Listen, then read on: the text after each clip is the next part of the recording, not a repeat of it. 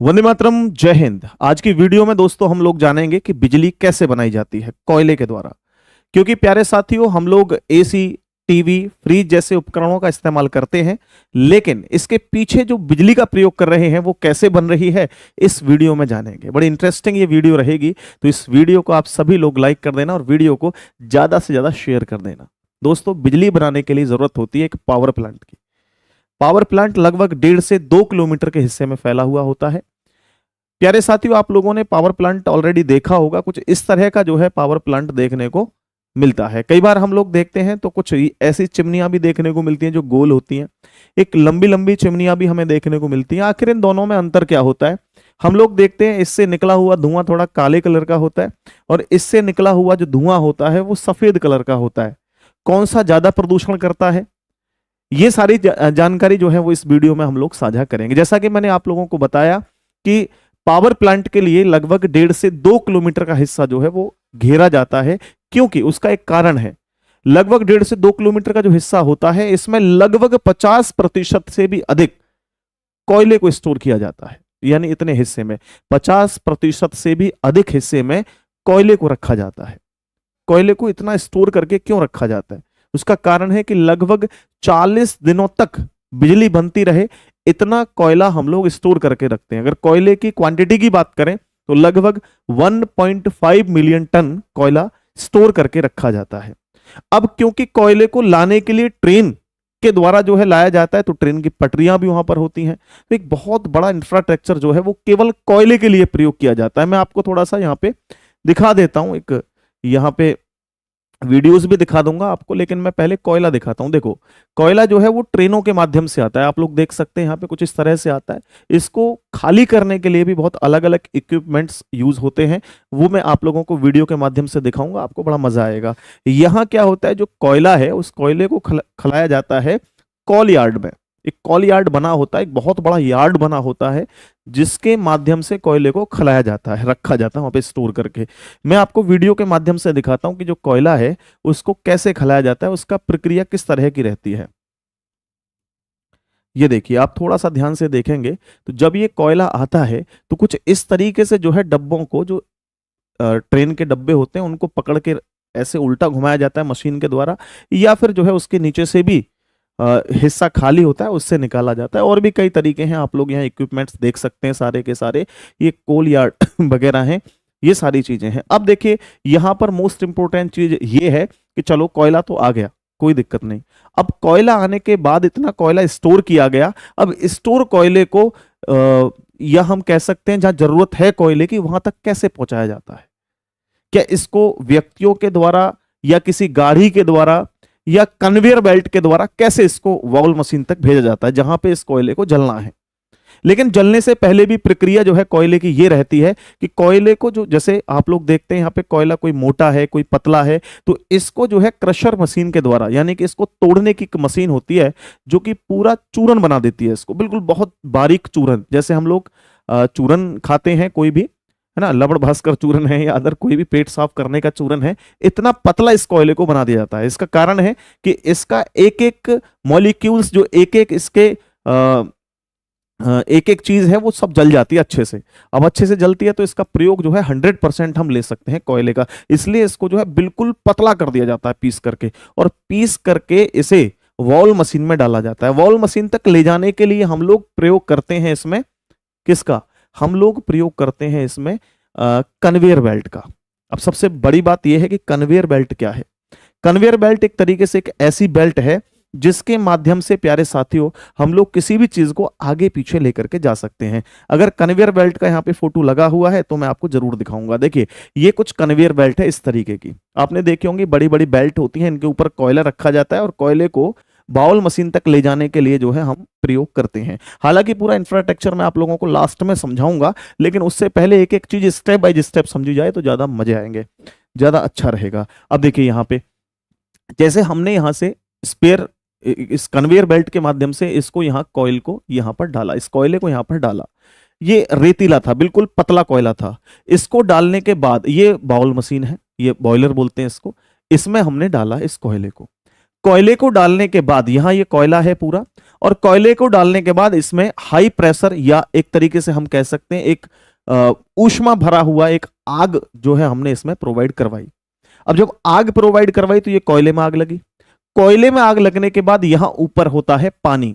ये इधर पानी जो है वो किसी एक बड़े टैंक में नहीं होता। आप सोच रहे होंगे कि बड़े टैंक में पानी भरा होता है, नहीं। बहुत पतली पतली पाइपें होती हैं जो कि जल्दी गर्म हो सके और चारों तरफ से बराबर गर्म हो सके, है ना। इस तरह की कुछ जो है वो पतली पतली पाइपें यहां पर लगी हुई होती हैं। अब क्योंकि नीचे से जा रही है हीट, ये बॉयलर जो है नीचे से गर्म है, आग निकल रही है, और ऊपर जो है यहां पर पानी है। ये पानी बहुत ज्यादा तेजी से गर्म होता है, और पानी जब गर्म होता है तो भाप में बदलने लगता है, आप लोग जानते हैं। और जब ये भाप में बदलता है तो ये भाप निकल के जाती है इधर इस बॉयलर से, और यहां पर लगी होती है टरबाइन। ये पूरा मैं प्रोसेस आप लोगों को आगे भी समझाऊंगा। अभी हम लोग पहले इसको देखते हैं, यहां पर जो ये बॉयलर है इसमें कैसे जो है आग लगती है, कैसे इसमें जो है हीट दी जाती है, वो आप लोग समझिएगा। थोड़ा सा मैं आपको वीडियो के माध्यम से दिखाता हूं। देखो यहां पर आप लोग देखिए इस वीडियो को, ये देखो इस तरीके से इसमें चारों तरफ से जो है आग जो है छोड़ी जाती है, और बीच में क्योंकि यहाँ पे जो है कोयला है, इसमें बहुत तेजी से आग लगती है। और आग लगने के बाद जो मैंने बताया ऊपर पाइपें लगी हुई हैं पानी की, उन पाइपों को देखो गर्म किया जाता है। ये पाइपें लगी हुई हैं, ये गर्म होकर के एकदम लाल हो जाती हैं, ठीक है। और गर्म पाइप जो है वहां जो पानी है वो भाप में बदलता है, और भाप में बदलने के बाद वो पानी जाता है सीधा कहां, आगे की तरफ। आगे कहां जाता है, तो आगे जो आपके उपकरण लगे हुए हैं उन उपकरणों तक ये पानी पहुंचता, ये भाप जो है पहुंचती है। अब मैं फिर से उस चित्र के माध्यम से थोड़ा सा आपको समझाऊंगा तो और चीजें थोड़ी सी क्लियर होंगी। प्यारे साथियों, यहां मैंने समझाया ये जो स्ट्रीम है, जो भाप है, वो बॉयलर से निकली और ये पहुंच गई कहां, टरबाइन में। अब एक टरबाइन होता है, एक जनरेटर होता है। इसका प्रोसेस कुछ ऐसे है जैसे आप लोग अपने घर में जनरेटर का प्रयोग करते हैं। जनरेटर के साइड में एक अल्टरनेटर रखा होता है, अल्टरनेटर बोलते हैं उसको, वो रखा होता है जो बिजली बनाने का काम करता है। हालांकि अब आप सोचिए, थोड़ा सा यहाँ पे पॉज करके आप लोग समझिए कि जब हम उस जनरेटर को चला रहे हैं तो उसमें हम लोग फ्यूल के उपयोग के लिए हम डीजल का प्रयोग कर रहे हैं। अब डीजल क्या है, वो उस इंजन को घुमा रहा है, और इंजन घूमने के बाद जो अल्टरनेटर लगा हुआ है उसको घुमा रहा है, और अल्टरनेटर जो है वो बिजली बना रहा है। कुल मिलाकर के हमें अल्टरनेटर जो है उसको घुमाना है। अगर अल्टरनेटर घूमेगा तो डेफिनेटली बिजली बनेगी, चाहे आप उसे इंजन के माध्यम से घुमाएं या किसी अदर प्रकार से, किसी भी प्रकार से आप उसे घुमाएं, डेफिनेटली बिजली बनेगी ही बनेगी। तो यहां भी ऐसा ही हुआ कि जो टरबाइन है, टरबाइन का काम केवल यह है कि जनरेटर को घुमाना, उस अल्टरनेटर को घुमाना। देखो जनरेटर तो एक ऊपर का हिस्सा हो गया, अंदर जो वो मशीन होती है उसको अल्टरनेटर बोलते हैं, उसको घुमाने का ये काम करती है। तो इस प्रोसेस को मैं थोड़ा समझाता हूं टरबाइन वाले को। टरबाइन की आप वीडियो भी देखिए कैसे घूमता है टरबाइन भाप के माध्यम से, और इसको कैसे उपयोग किया जाता है। देखो यहां पर आप लोग देख सकते हैं हाई प्रेशर टरबाइन, जो छोटे छोटे ब्लेड्स हैं उनको हाई प्रेशर टरबाइन बोला जाता है, और जो बड़े बड़े बेल्ट, ये आपको बड़े बड़े ब्लेड्स दिखाई दे रहे हैं, ये जो है वो लो प्रेशर टरबाइन के नाम से जानी जाती है। ऐसा क्यों, क्योंकि दोस्तों जब भाप नजदीक होगी तो बड़ी तेजी से प्रेशर बनाएगी, और तेजी से प्रेशर बनाने के लिए ब्लेड्स छोटे होने चाहिए। अगर बड़े ब्लेड होंगे तो हो सकता है कि वो भाप जो है तोड़ दे उनको। इसलिए क्योंकि प्रेशर बहुत तेजी से जा रहा है तो छोटे छोटे ब्लेड्स जो हैं वो तेजी से घूम रहे हैं। लेकिन जैसे जैसे जैसे जैसे भाप आगे जा रही है, भाप का प्रेशर कम हो रहा है, तो बड़े बड़े जो बेल्ट होंगे उन पे, जो बड़े बड़े ब्लेड्स होंगे उन पे प्रेशर कम की जरूरत होती है। तो वहां जो ये आपका मैंने समझाया, जो आपकी ये टरबाइन है, इसमें दो तरह के बेल्ट हैं, दो तरह के ब्लेड हैं, एक लो प्रेशर और एक हाई प्रेशर। ये देखिए आप लोग देख सकते हैं। और जैसा कि मैं आपको बताऊं कि अगर ये, जैसे हम अपने घर पे जनरेटर का उपयोग करते हैं ना, उसमें जो जनरेटर लगा हुआ है, अल्टरनेटर लगा हुआ है, ये तो बहुत छोटा सा लगा हुआ है। ये बहुत बड़े बड़े होते हैं, बहुत बड़े बड़े, एक एक दो दो बड़े बड़े घर हैं उनके बराबर के ये जो है अल्टरनेटर होते हैं। आप लोग देख सकते हैं एक बड़े उसके अंदर जो है पावर प्लांट के अंदर ये लगा हुआ है। पीछे की तरफ जो येलो कलर में आपको दिखाई दे रहा है, ये आप लोगों का क्या है, टरबाइन मशीन है, ठीक है। उसके बाद ये जनरेटर लगा हुआ है, जनरेटर के अंदर ही अल्टरनेटर होता है। यहाँ पर जो बड़े बड़े ब्लेड हैं उनको हम लोग लो प्रेशर ब्लेड बोलते हैं, और जो छोटे ब्लेड हैं वो हाई प्रेशर टरबाइन, टरबाइन कह दो या ब्लेड कह दो, बात एक ही है। वैसे टरबाइन नाम हम लोग इसका जो है रखेंगे तो ज्यादा बेहतर होगा। इसके बाद प्यारे साथियों आपको समझना है आगे की चीजें। इस पूरे प्रोसेस को आप लोग समझिए, लेकिन उससे पहले देखो यहां से कुछ धुआं निकलता है, ये क्या सीन है, इसके बारे में भी लास्ट में चर्चा की जाएगी। लेकिन फिलहाल मैं आप लोगों को एक पूरा प्रोसेस समझाने के लिए जो है थोड़ा सा आगे बढ़ता हूं। सबसे पहली बात आप लोग देखिए, यहां पर आपको दिखाई दे रहा होगा एक पूरा प्रोसेस, पूरा फोटो, इसको समझ लीजिए, आपको ये पता लग जाएगा कि बिजली बन कैसे रही है।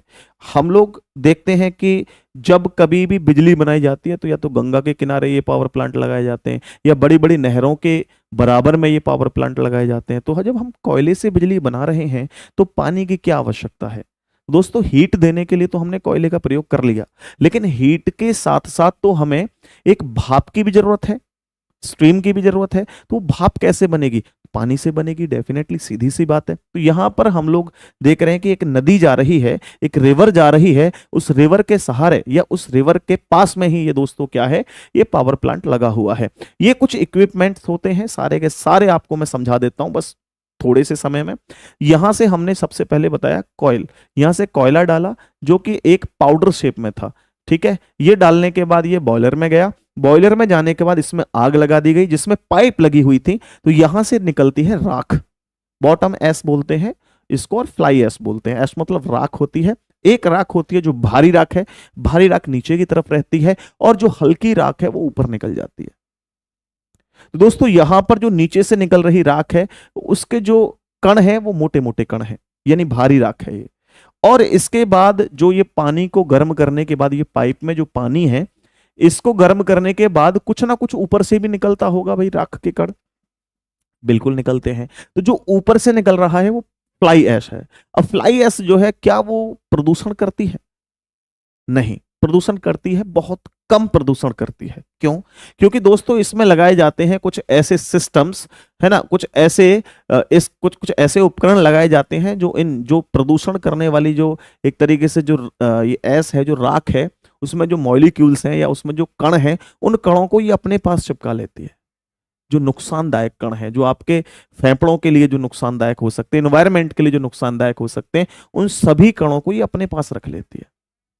और जो बहुत छोटे छोटे हैं, जो वायुमंडल में जाकर के घुल जाएंगे, उनको ये आगे बढ़ा देते हैं। आजकल जितने भी पावर प्लांट हैं उन सबके पास जो है ये सिस्टम अवेलेबल है, ठीक है। जब तक परमिशन ही नहीं मिलेगी, जब तक कि ये चीजें नहीं लगवाई जाएंगी, ठीक है। इसके बाद प्यारे साथियों, यहां ये मैंने आपको बताया, एक तो नीचे से राख निकल रही है, इसको बॉटम एस बोलते हैं, एक फ्लाई एस बोलते हैं जो ऊपर से निकलती है। ये जो छोटे छोटे पतले पतले आपको चिमनियां दिख रही है ना, यहां से निकलती है, यहां से, इनसे, ठीक है, इनसे निकलती है ये। इनका भी रोल नहीं है, इनका रोल क्या है, इनका रोल हम आगे चल के जानेंगे। फिलहाल आप लोग आगे आइए, आगे समझिए। तो हम लोग इससे आगे बढ़े तो मैंने बताया ये टरबाइन है, ये टरबाइन घूमती है भाप की मदद से, क्योंकि इसको हीट दे करके पानी को यहां से भाप निकली, और भाप निकलने के बाद प्यारे साथियों ये टरबाइन घूमती है, और टरबाइन जुड़ा हुआ होता है जनरेटर से या अल्टरनेटर से। अल्टरनेटर घूमता है और अल्टरनेटर घूम करके जो है वो ट्रांसफार्मर में बिजली जो है देता है, क्योंकि हाई पावर के ट्रांसफार्मर यहां पर लगे हुए होते हैं, जो कि एक जगह से दूसरी जगह तक बिजली जाए तो ऐसा ना हो कि लोड कम हो, क्योंकि यहां बहुत हाई टेंशन जो है बिजली होती है ये, और एक दूसरी जगह जाने के लिए कुछ इस तरह के आपने टावर देखे होंगे, उनके माध्यम से जो है ये डिस्ट्रीब्यूट की जाती है। फिर हमारे घर पर आने के लिए हमने जगह जगह पर जो है बिजली के घर बनाए होते हैं, जिनको बिजली घर बोलते हैं, उनसे जो है ये डिस्ट्रीब्यूट की जाती है घर घर में, ठीक है। 440 वोल्ट, 420 वोल्ट, इस तरह की बिजली जो है वो घर में उपकरणों में प्रयोग की जाती है, ठीक है। अब यहां से हम लोग आगे बढ़ते हैं, और यहां देखते हैं प्यारे साथियों, यहां पर कुछ चीजें, जैसे भाई यहां से नीचे की तरफ ये जो लाइन खिंच रही है ये क्या है? तो यहां से जो टरबाइन है, टरबाइन में जो भाप भेजी गई, जो स्ट्रीम भेजी गई, तो क्या यहां जाकर के वो नष्ट हो जाएगी? नहीं, जो बचा हुआ मटेरियल है वो भाप बन के फिर वापस यहां इस पाइप से निकलता है, और निकलने के बाद यहां इस जो ये आपको मैंने बड़ी सी चिमनी दिखाई थी ना, मोटी सी चिमनी दिखाई थी, उस चिमनी में जाकर के ये भाप चली जाती है। और ऐसे उपकरण यहां लगे होते हैं कि यहां तक जाते जाते जाते जाते ये जो है भाप ठंडी होने लगती है, और भाप दोबारा से पानी में जो है वो चेंज होने लगती है। भाई आप सोचिए कि आप, जैसे आपने देखा होगा आपके घर में जो है एक कुकर होता है, उस कुकर के ऊपर सीटी होती है, उस सीटी के ऊपर आप कुछ भी ऐसा उल्टा करके बर्तन रखोगे तो पानी बनने लगेगा उसके अंदर, क्योंकि वो भाप जब ठंडी होगी तो डेफिनेटली दोबारा से पानी की शेप में आ जाएगी। अब 100% पानी तो नहीं आएगा, मान के चलिए 1 लीटर पानी को हमने जलाया तो भाप में 1 लीटर तो पानी नहीं आएगा, कम आएगा। तो वो क्या है, पानी का उपयोग जो है दोबारा से कर लिया जाता है। ऐसा नहीं है कि पूरा पानी बेकार चला जाए, वेस्टेज में चला जाए। तो यहां से जो भाप ठंडी होकर के इधर पहुंचती है, इसके द्वारा जो ये पूरा का पूरा उपकरण है, इसमें कुछ ऐसे इक्विपमेंट्स लगे होते हैं जो उस भाप को पानी में कन्वर्ट दोबारा से कर देते हैं।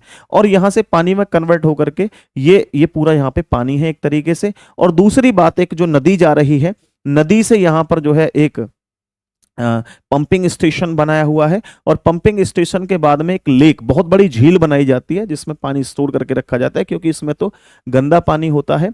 और जितने भी जो हमारे वाटर के अंदर जितने भी एक तरीके से जो पैरामीटर्स होते हैं उन सबको खत्म कर दिया जाता है। जैसे कि जितने भी आप लोगों के मतलब कण हैं उनको सबको नष्ट कर दिया जाता है, क्योंकि उसको प्योर नहीं रखा जाता, जिससे कि उसे गर्म करने में आसानी हो। ठीक है, उसके बाद जो हमारे मॉलिक्यूल्स हैं उनको खत्म कर दिया जाता है। और यहाँ इस लेक के बाद में सीधा ये जाता है इस बड़ी सी चिमनी के अंदर, ये पानी जाता है, जो कि चिमनी के अंदर जो ये नीचे पानी है, एक तो नदी के द्वारा पानी गया, और दूसरा पानी जो आपका यहाँ से भाप के बाद में दोबारा से जो पानी बनाया इसने, वो दोबारा से फिर फिल्टर होकर के यहाँ पर आकर के फिर से इसमें जाता है। तो ये रिफ्यूल होता रहता है, ज्यादा पानी प्रयोग नहीं होता। अगर मान के चलिए इस पानी को पूरे को उड़ा दिया जाता तो पानी की बहुत ज्यादा जरूरत पड़ती, बहुत ज्यादा जरूरत पड़ती। ठीक है, तो हम लोग कई बार ना इस बड़े से एक चिमनी में देखते हैं कि सफेद सफेद धुआं निकल रहा होता है, और हम लोग अंदाजा लगाने लगते हैं यार देखो कितना प्रदूषण हो रहा है।